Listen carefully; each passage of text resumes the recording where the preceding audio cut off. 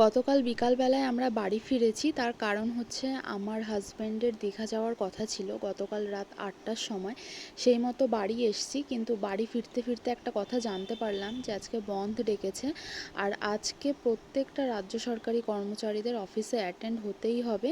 তো দেখো, তার জন্য আমার এতটা মন খারাপ হচ্ছিল যে ছেলেটা এতটা আশা করে রয়েছে কতদিন ধরে, কিন্তু শেষ পর্যন্ত ওর যাওয়া হলো না। আর আজকে ভোরবেলায় আমি ওকে স্টেশনে দিতে যাচ্ছি, কারণ ও ফার্স্ট ট্রেন ধরে যাবে অফিসে। দেখো, রাস্তায় কোনো লোক নেই, কিচ্ছু নেই। আর যেহেতু বৃষ্টিও হচ্ছিল একদম হালকা হালকা, কেউ সেরকম একটা বেরোয়ও নি। তো যাই হোক, আমি স্টেশনে কিছুক্ষণ ওর জন্য ওর সঙ্গে বসেছিলাম। আর ট্রেন এটা হচ্ছে আমাদের এখানে ফার্স্ট ট্রেন, ট্রেনটা কত ফাঁকা। আর ও এরপরে ট্রেনে উঠে পড়েছে।